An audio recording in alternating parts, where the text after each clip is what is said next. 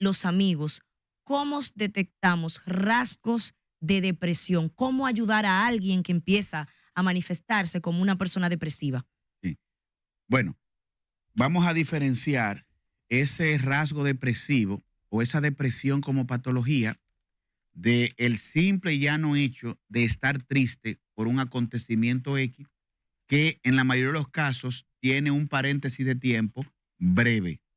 Porque cuando se nos muere un familiar, cuando nos despiden, estamos desempleados y estamos agobiados económicamente, entonces eh, caemos en un cuadro de cierto malestar, tristeza. Sin embargo, cuando hablamos de depresión, estamos hablando de un rango de tiempo mayor, estamos hablando de características y patrones de comportamientos que son distintivos. ¿Por qué cosa? Bueno, puede darse el aislamiento de la persona o se va dando eh, esa acción de estar como ensimismados, rumiando pensamientos autolesionantes. Se le puede oír hablar de autodescalificación, de pérdida de valía en cuanto a la vida, acciones como entrar a la habitación, apagar la luz, no salir, eh, no querer participar de nada que implique lo recreativo, que sería lo contrario de lo que siente. Entonces ya ahí con esas características y viendo que se prolonga en el tiempo, porque hay gente que lo dejó la novia, lo dejó el novio, se mete en una habitación un fin de semana y después sale de ahí, es verdad, en Pepilla ahí tú dices más para adelante hay gente.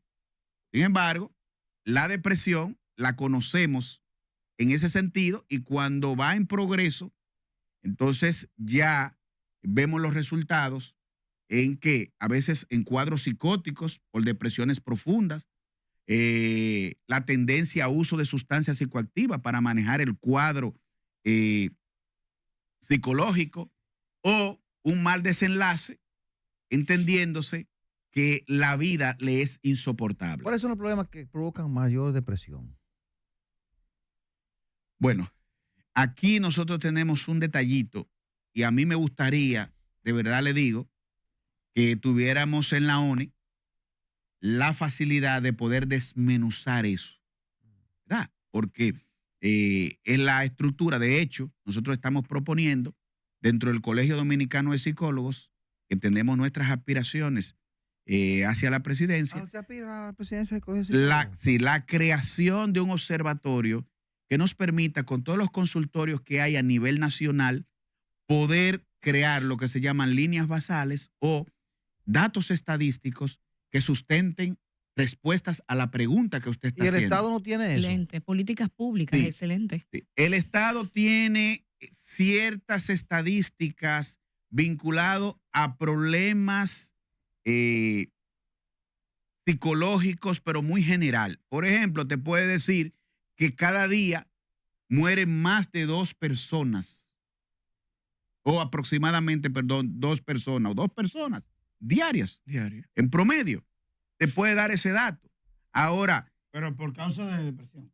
Sí, bueno, en este caso, el caso del suicidio no siempre lo patrocina una depresión, pero es la razón más frecuente. Entonces ahí nos gustaría saber qué tanto se vincula con lo económico, con elementos pasionales. Si fue ante el psicólogo, ¿no? Exacto, si fue algún tipo de afección mental extra a la idea simple y llana de depresión, porque hay gente, los feminicidios, por ejemplo, la persona mata a la pareja y después se suicida ella, pero ese no es el suicidio del depresivo.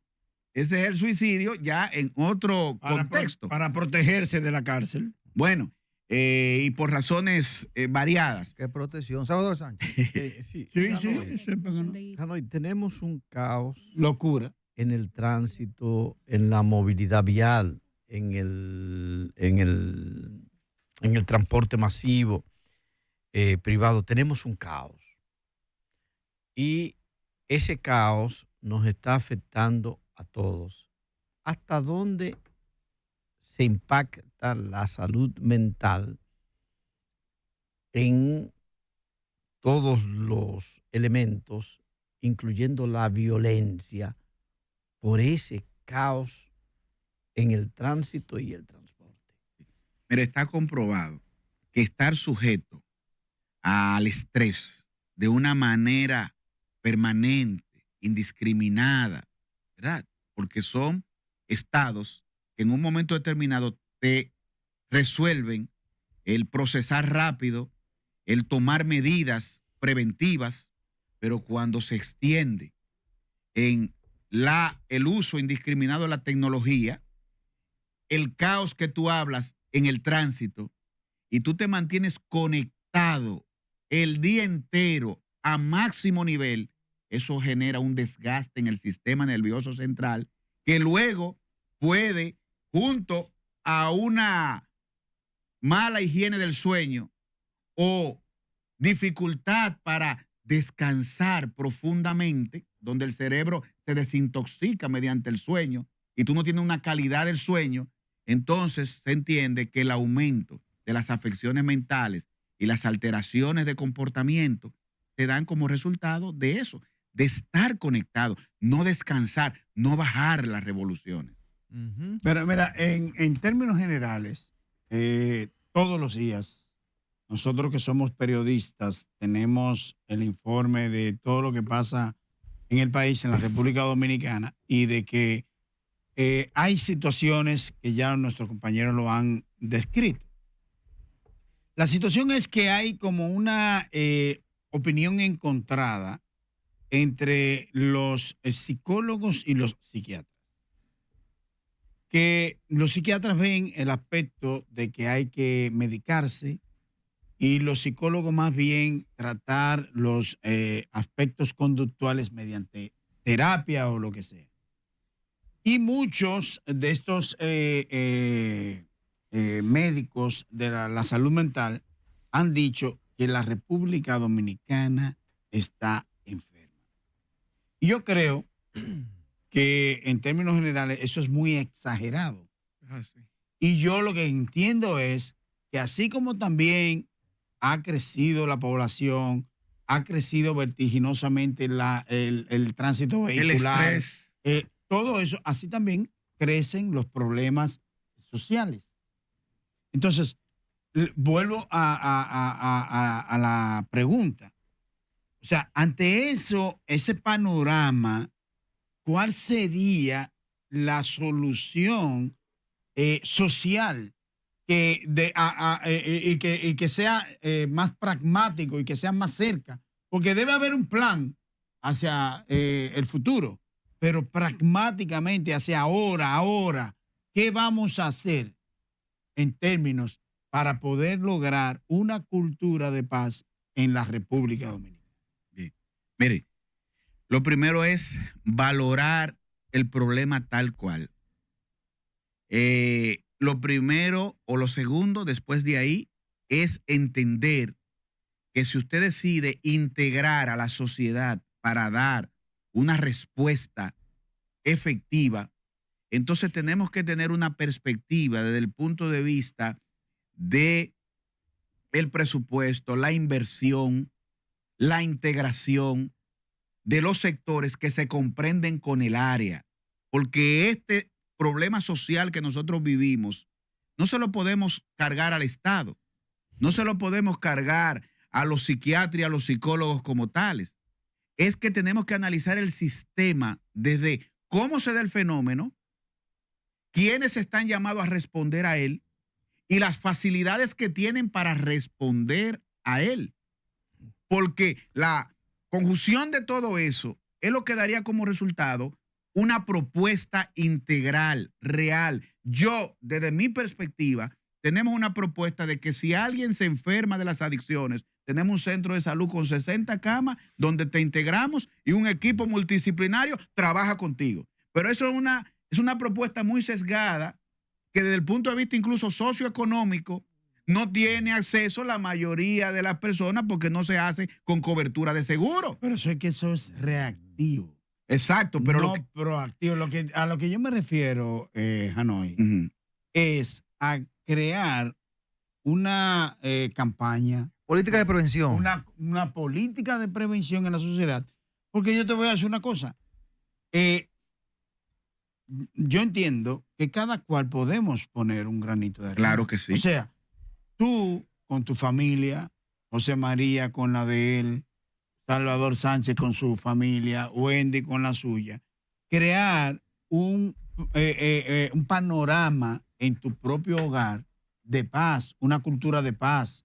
Yo le decía a los hijos míos, ellos pequeños, óiganme, no, si ustedes resultan ser asaltados, no discutan con ese ladrón, denle lo que ustedes quieren, lo que él quiera, no discutan en la calle, no peleen con nadie. Anden con los 500 pesos Óyeme, de la vergüenza para que no vayan a lesionar.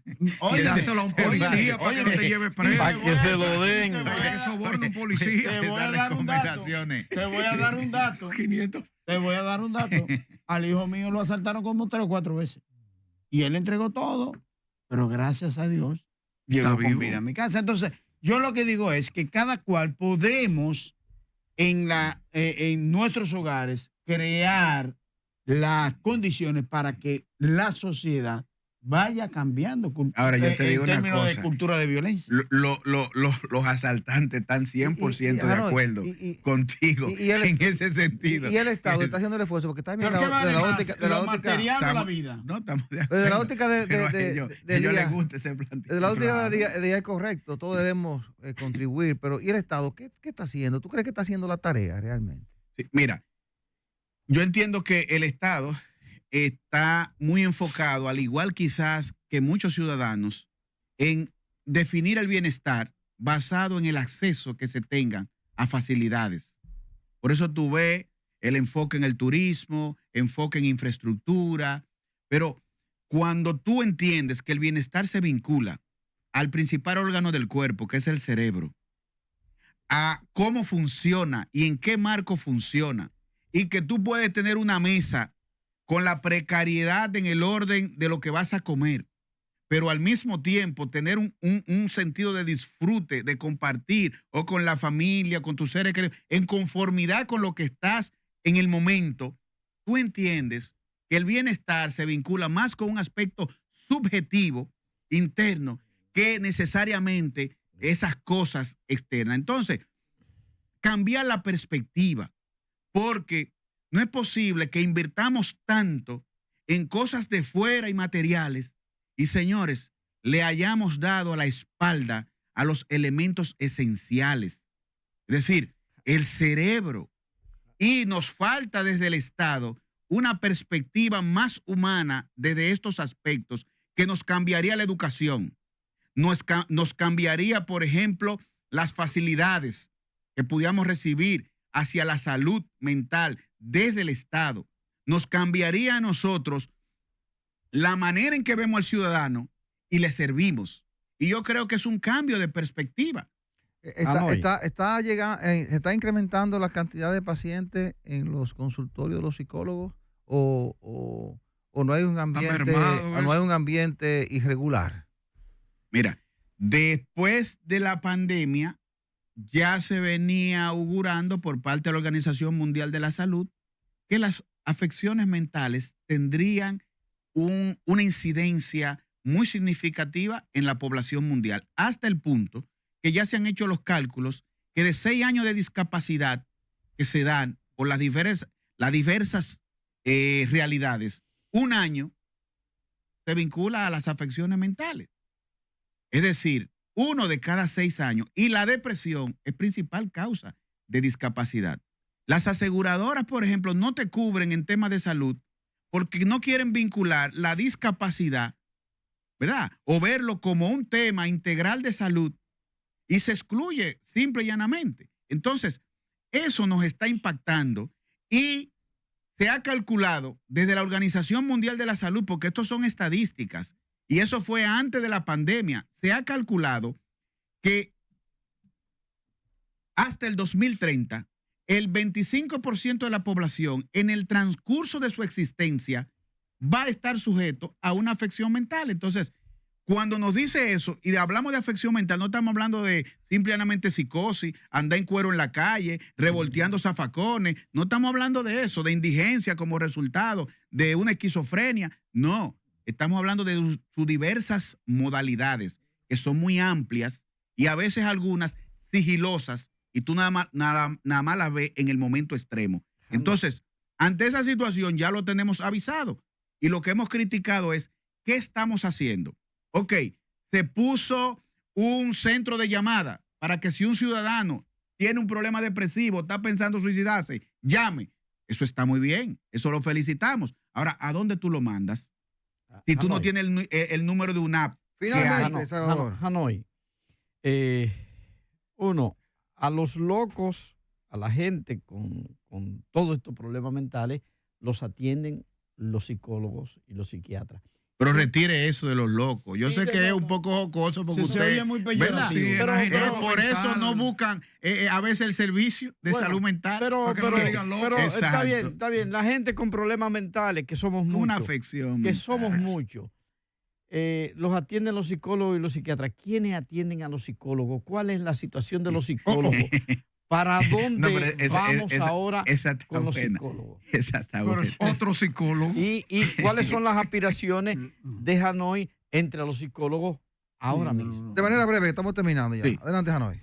Bueno, nosotros nos hemos abocado junto a un grupo de hombres y mujeres valiosísimas a nivel profesional a aspirar a la presidencia y a estar dentro del Consejo Nacional, que está compuesto por 10 miembros, 4 que son regionales y 6 que salen de aquí, de la nacional o de la central.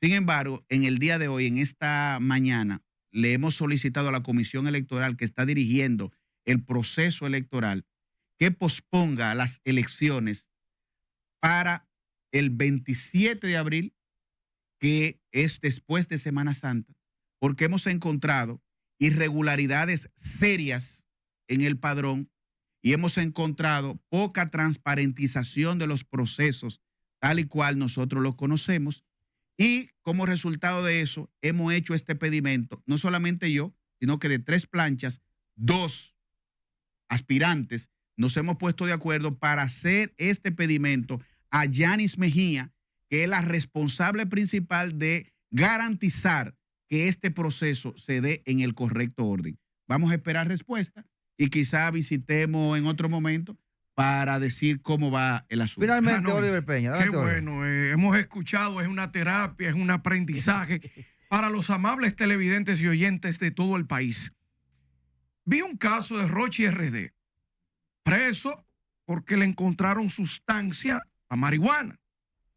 Veo que la policía lo ve como un delincuente. La justicia reacciona, que son 6 meses de terapia.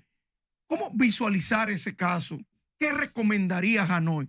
¿Es un delincuente o es un enfermo?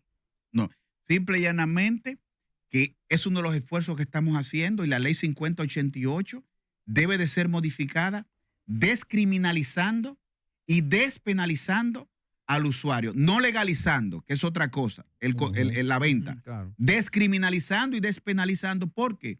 Porque son muchos ciudadanos que en el sentido de adaptabilidad, es decir, de manejar la cotidianidad, usan sustancias psicoactivas para autorregularse internamente. Y eso se justifica tan claro como decir que si a usted le duele una muela, usted se bebe un calmante. Y si usted no puede dormir, simplemente usted se toma un medicamento para dormir. Todo eso entra en el marco de droga. Ahora unas controladas, exacto, reguladas. Entonces, es lo mismo con las ilegales, hasta el punto de que el que desarrolla su uso o continúa su uso se enferma a nivel cerebral. Por lo tanto, es un tema de salud, y si va a haber una limitante a la libertad, debe de ser en tratamiento, nunca en prisión tal cual lo conocemos, porque no se corresponde con la realidad del tema salud. Bien, gracias a Hanoi Vargas, psicólogo clínico. Conectamos de...